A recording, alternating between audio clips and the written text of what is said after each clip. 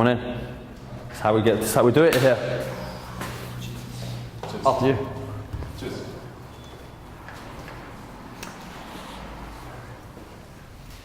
This is where bodies are built. Check this out. This place is completely stacked with every sort of equipment. An old school bodybuilding gym. Open back in 1982.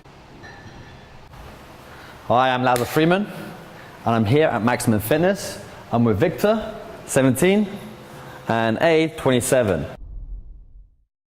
What I decided to do is come back to my old bodybuilding gym where I first transformed my physique. So I was 24 years old, I was a broke student, I was overweight, out of shape, felt shit about myself, spent 3 weeks kind of like real studying hard about what is the best place to train, what kind of methods, what kind of training styles, what kind of diet, yada, yada, yada, as a scientist.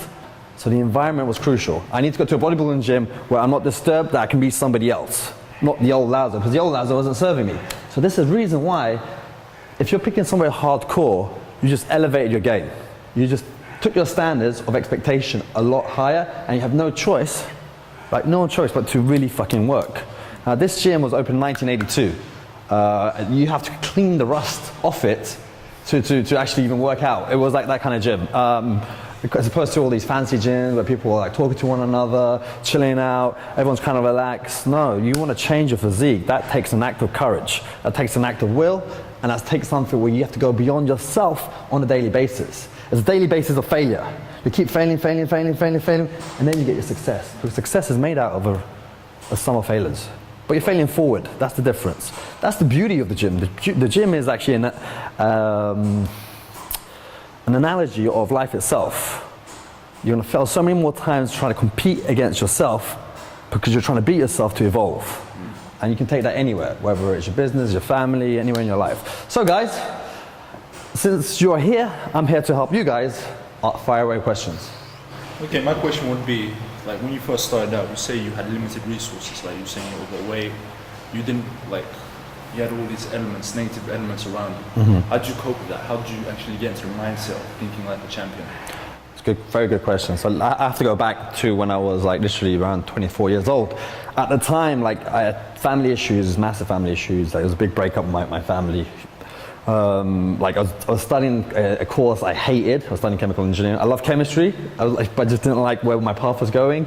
I was an outweight student. I was drinking all the time. Like I was running a bar. And I was just like, felt like shit. And there's a part of me inside of me, you know, that little voice inside of you goes, I didn't sign up for this in this world. Right, yeah. Yeah, I didn't sign up, you know, you got a short time on this planet. I didn't sign up for this. So like the ancient Greeks believed that if you strengthen the body, right, you strengthen the mind. So my whole thing, I need to discipline myself. Okay, so fight, I need to discipline myself. At the same time, if you want to be a champion, whatever you do, whatever endeavor, you need a deadline. So my mum lived in Spain. I used to go there every year. I go to the beach and I look like shit, right? And I didn't get the attention of like the women, and I just felt crap about myself and get all self-conscious. And then there's no way I'm gonna go to that flight to Spain without looking ripped. So I just set it up like, I have to fucking do this, right? And that's the part of like a champ physique. And you got two voices, you got the chump and the champ, right? And that champ voice, you gotta just strengthen it and not listen to that chump. The chump only works when you got little doubts in certain areas of your life, but in the gym, it has to be the champ. And you can take that in somewhere else in your life.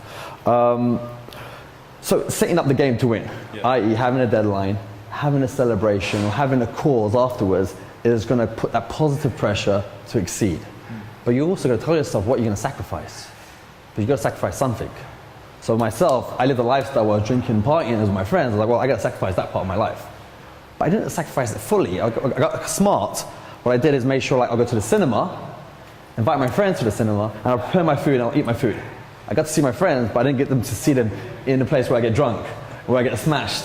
You know your weaknesses. Right. Yeah. So know your weaknesses, so you don't have to like be a hermit and then like, fuck, I can't stand this because I'm like a hermit the whole time and I'm isolating myself, which you have to do to a degree. But if you do too much, you're gonna like, fuck it, I can't handle this because you're not taking off the pressure.